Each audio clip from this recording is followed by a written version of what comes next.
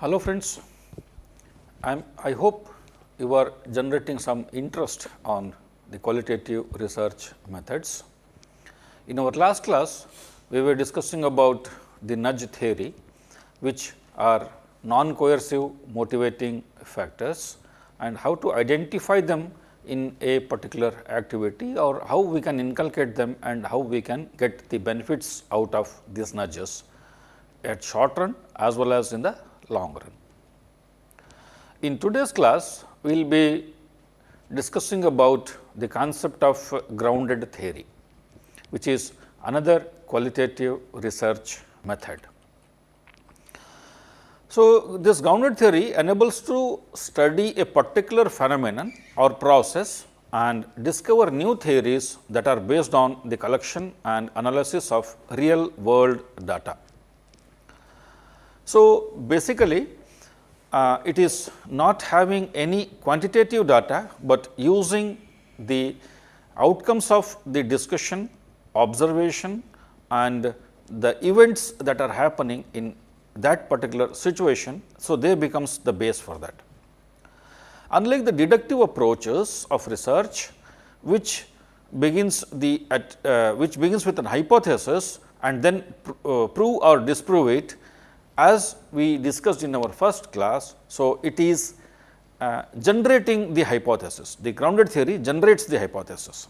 It is an inductive approach where the new theories are derived from the data that what we are generating. The term grounded theory denotes it is a method consisting of flexible methodologies. So, there are other methods that what we are using. The term grounded theory denotes the methods consisting of flexible methodological strategies. We have huge amount of flexibility in case of development of grounded theory. So, that is what is the beauty of it. Then we are dividing them into concepts, categories and we are establishing relationship, then the properties are the products of this type of inquiry. So, this is what in a nutshell about the grounded theory. According to Charmas, who says that the grounded theory refers to a set of systematic inductive methods for conducting qualitative research aimed toward theory development. The end product of this grounded theory is you are coming out with a product. What is that? In the form of a theory. The methodological strategies are aimed to construct the theories directly from data analysis. You need not wait for any of the other things, because it is happening simultaneously. This grounded theory approach, which started in 1967, has lot of influential key concepts, then detailed methodology that we will be discussing step by step in today's discussion. Data analysis during data collection. So, this is what is the beauty of it. It is not that we are collecting a huge amount of data and coming back to our research institution or our place, then we start analyzing that. No, it is done simultaneously at the field itself. Then against an hypothetic deductive view, because we are generating this hypothesis. So, whatever the data we are collecting and whatever the analysis that we are making at the field level, so that is with the help of this deductive view. Then over focus on verification from all the sources, all the methods of triangulation that what we are using from different sources, we are verifying the data. Then theoretically restricted hypothesis that we are generating, focused basically on building of a particular theory. Then coming to why you should use this grounded theory. So, we can make use of this methodology when there is no existing theory that offers an explanation for a phenomenon that you are studying. So, while discussing about the concept of qualitative research, we said that the qualitative research is focusing on the human behavior, which is highly dynamic and keeps on changing from time to time. So, when there is certain changes, so then how to evaluate it and how to consolidate it. So, these are the questions the researchers are going to have. So, just to understand this particular phenomenon, so you can take up the grounded theory methodology. And even if there is an existing theory, a theory might be existing, but it is incomplete as the data used to derive that particular theory was not collected from the group of participants that you plan on researching. It is in a different social setting, it is in a different geographical setting, it is with a different demographic factors. So, then that theory may not work in this particular situation, because these are the studies conducted at the micro level. Because the cultural factors come into the picture, then the religious practices come into the picture, the spiritual practices come into the picture. There are a number of factors which influence the behavior of that particular group of people. So, that is why we need to take the help of this grounded theory. Then, the key elements of this grounded theory is constant comparison between data and data, whatever that we are collecting, then data and the concepts, and between the concepts. So, when we have that comparison, in my subsequent slide, I will be showing you one example wherein you can have the better understanding of this, what is this data, concepts, and how can we compare that. Then strong focus on the research process by sensitizing the concepts, because whatever the discussion that what we are making with my target groups, my stakeholders, so they themselves are giving us these concepts, and every concept is temporary in nature. That is why we are establishing the relationship between them. Testing and searching for the deviant cases, which are maybe contradictory in nature, or maybe complementary in nature, or concept that help in more advanced studies. All these things are part of this. Then another important element is writing the memos. Then and there only we need to note down all the observations, because every word that is uttered during this discussion becomes the data for the grounded theory. So, that is why we need that memos in building the theory, and create transparency and sampling through theoretical sampling, and until we reach this theoretical saturation. What do you mean by this theoretical saturation? So, when the theory becomes sophisticated, that new data no longer creates more refinement of the categories that you have created. So, when whatever the further discussions or data we are collecting, so it is not giving anything that is new that we have not yet touched upon. So, then we say that the saturation, the data has reached the saturation level. So, at that point of time we are stopping it. Then the central goal is to develop a theory. Then the favorable factors for this grounded theory include, it can identify the nature of knowledge as well as the nature of practice. I might be having knowledge on cultivation of a crop, a particular practice in a particular crop, but I may or may not practice it in the desired manner or as per the knowledge that I have. So, this is what we are trying to identify that. Then acknowledge the areas of conflict as well as contradiction, both the things are taken into account here. So, that is how it becomes a favorable factor for grounded theory. Then better at determining what actually happens. Data is not collected in the form of numerals, because we are collecting their viewpoints, the ideas that what they are sharing, all these things are there. So, ultimately we are determining what exactly has happened and why it has happened. Then adapts readily to the diverse phenomenon. So, this is what is the flexibility that what we have discussed. So, whatever the changes that what we observe in the behavior during the process of collection of data, so accordingly we go on studying that. Then it can respond and change as the conditions that affect the behavioral change. So, for every change, immediate response that we will be getting, and accordingly the researchers as well as the entire team is going to adjust to that particular emerged situation. Some of the limitations of this grounded theory include, it tend to produce large amount of data, often difficult to manage, because everything is in the form of words or pictures or whatever it is. If you record it, that becomes a huge quantum of data. So, managing that is one of the difficult tasks. Researchers need to be skillful in using these grounded theory methods, because in case of quantitative methods, as we saw in our previous one of the previous lecture, 1 plus 1 is 2 always, but in case of social sciences or the qualitative methods, it may not be. In that context, So, there is lot of flexibility, but how I am making use of that. So, the skill of the researcher comes into the picture here.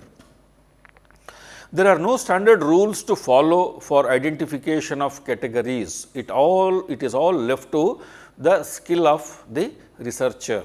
So, depending on the situation, depending on the objective of your study and depending on the response that you are getting from the stakeholders that you are interacting with. So, it all depends on them. So, based on that you have to create the categories, concepts and establish the relationship. So, that is why you need to develop skills, and the only way to develop skills is to be experienced in this particular direction. You keep on repeating this experiment again and again, so that you can develop your skills. The steps include the data. The data is in the form of interviews, observations and advertisements.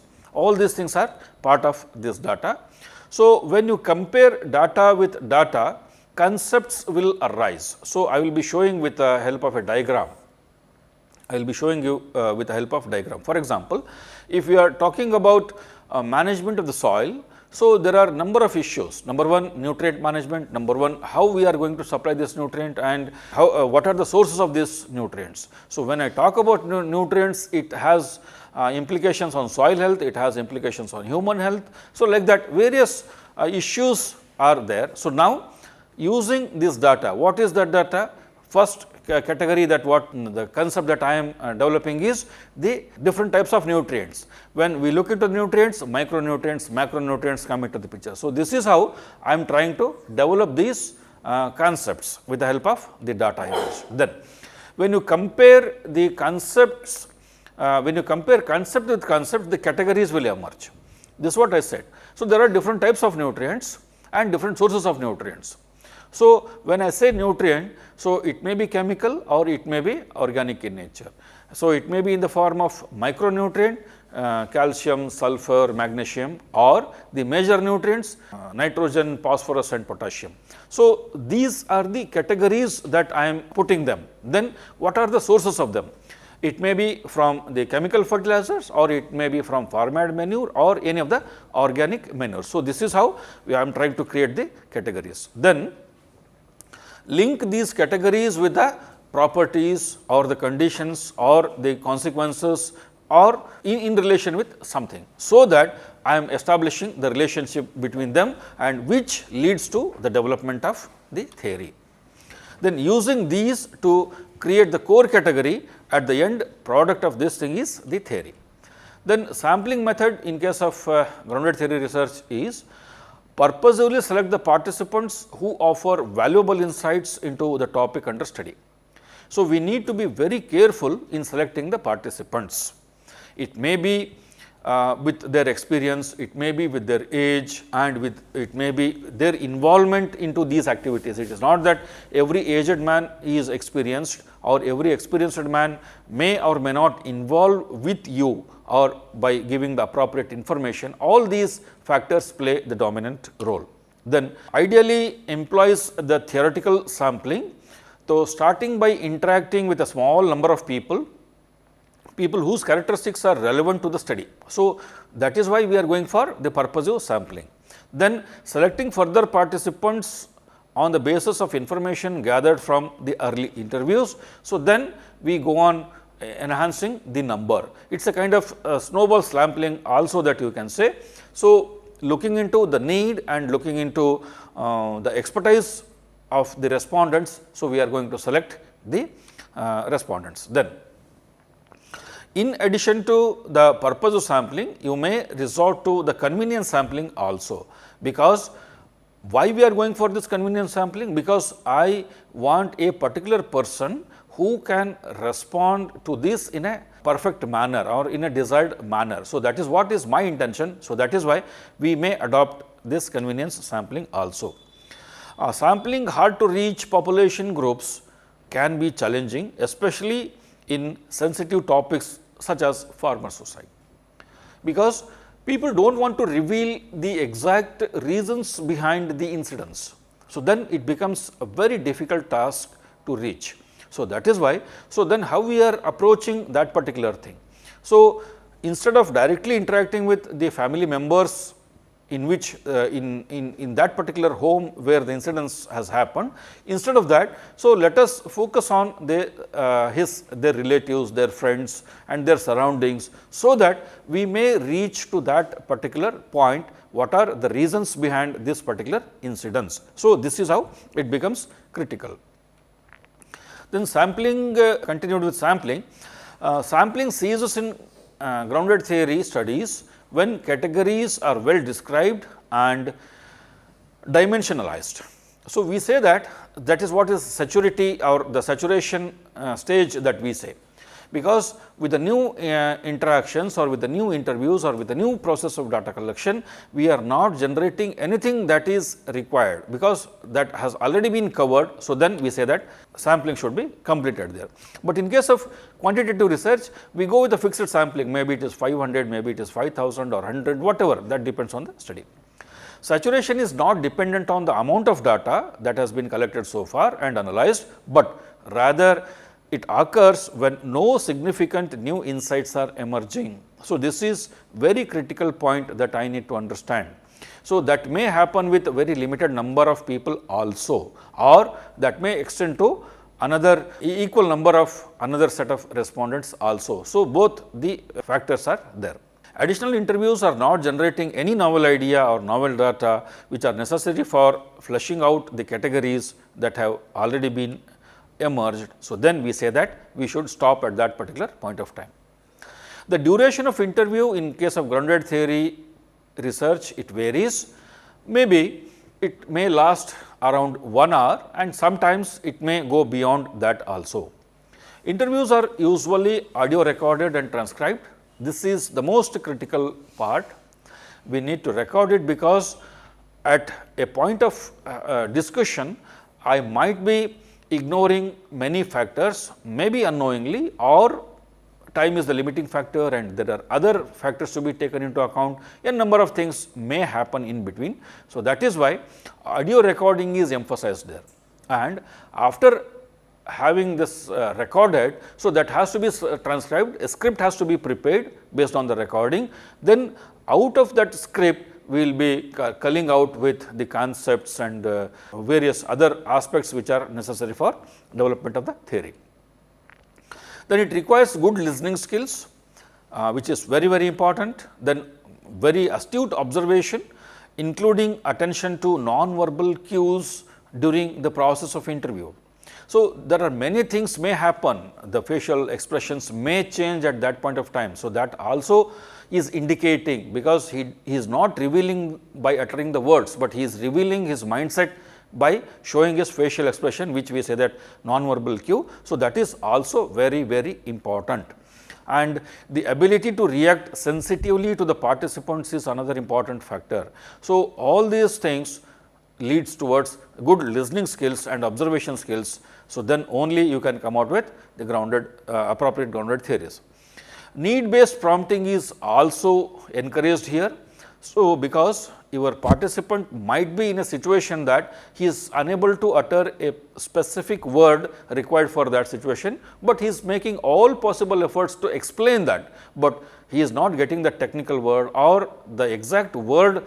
So, then you can help him by uttering it. And sometimes some questions should be sufficiently general to cover the wide range of participants' experience. Almost a type of open-ended questions are more emphasized here, because when you have the closed-ended questions, only 2 options or 3 options. So, then the creativity of your respondent gets limited. So, then to keep it open, let us keep it the open-ended questions. Then coming to the example, the things that what we were talking about, what exactly the data is and how this they are classified into concepts and concepts into categories, categories into properties and properties into having some relation with each other. So, this is the theory that what we wanted to develop. So, we are beginning with the process of data collection. There is a huge amount of data that we are collecting. So, after collecting this data, we are converting it into concepts, various concepts. So, how these are done? So, that I will be showing you with this example. So, we are discussing with the farming community on a particular issue. So, for example, you take it as the soil health management. So, which is the very important factor as far as the agricultural practices are considered. So, in that discussion, farmers are talking about the need for the nutrients. These are the major nutrients, minor micronutrients, then the methods of calculation that and how to measure it for before putting it to the field, and whether I should go for the FYM farm yard manure or the compost or the chemical sources of fertilizer, etc., etc. So, when we look into their categories, when we I want to classify them into categories. So, both these things are nutrients, whether it is micro or macro, it is a nutrient.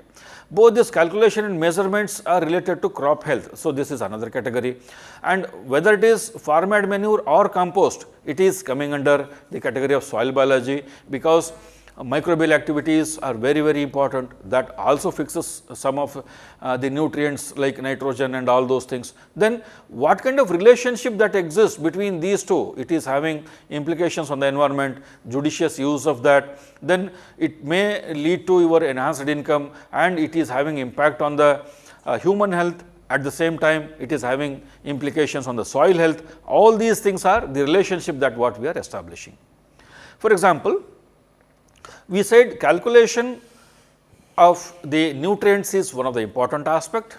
Then while after purchasing the chemical fertilizer, measurement of that is another important factor. Both are related to the crop health primarily.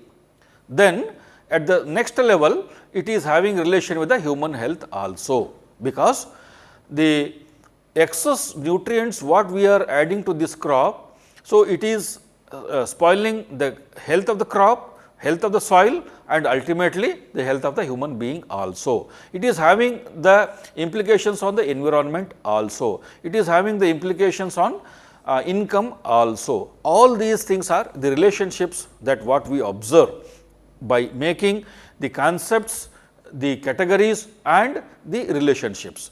So, when we look into this particular chart, based on the information that we collected from all these resources, so we are coming out with a conclusion or the theory in this particular format that efficient soil management lead to good crop and human health as well as wealth.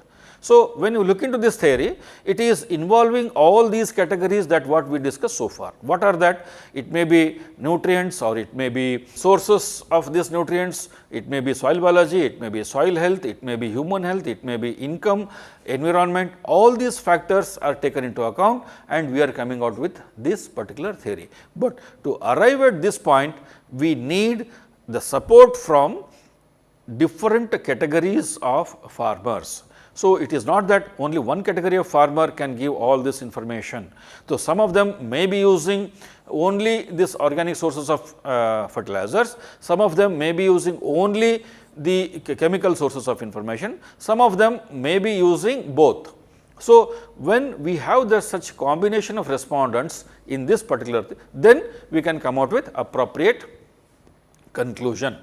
Then you can go for customization to this particular studies also through interaction with other stakeholders who are directly associated or indirectly associated with this particular activity. May it be crop health. When I say crop health, the agricultural officers, the bank officers, the Krishi Vigyan Kendra professionals, the non-governmental institutions, they are all the different stakeholders apart from the primary stakeholder, that is the farmer. Then focused discussion with general as well as narrow questions help in evolving the appropriate concepts as well as appropriate categories. Recognize these concepts and classify them into different categories, so that I can identify their properties and I can establish the relationship between them, and finally decide on the issue in the form of theory, So, this entire process is going to help in addressing a situation specific issue. in a particular locality. So, we find different micro situations, because there is a small group of farmers maybe who are very much interested in cultivating only one crop like sugarcane, but there is another section of the society in the same locality who are very much involved in vegetable cultivation. Both are having the different features, but the management aspects are common. Maybe it is nutrient management, soil health management, or the human health management, all these things are common for both the things, but the enterprises are different. In that context, so I am going to study a particular situation, whether it is the sugarcane ecology or whether it is the vegetable ecology. So, in that context, I am trying to customize my studies.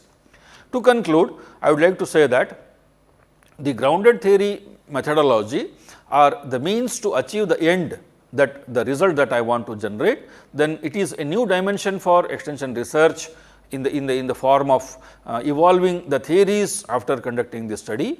Then the beauty of this method is you can go for customization, and you have an opportunity to explore the new issues which we may not end with the quantitative research methods. Learning by doing and seeing is believing is one of the thumb rule this particular theory provides us, and ultimately I would say that participation is the key for the research outcomes. Without involvement of all the stakeholders involved in this particular process, you cannot come out with the appropriate results. So, that is why involving participation, ensuring participation is another key aspect that a researcher should take into account. With this, we are coming to the end of this discussion on grounded theory. Thank you.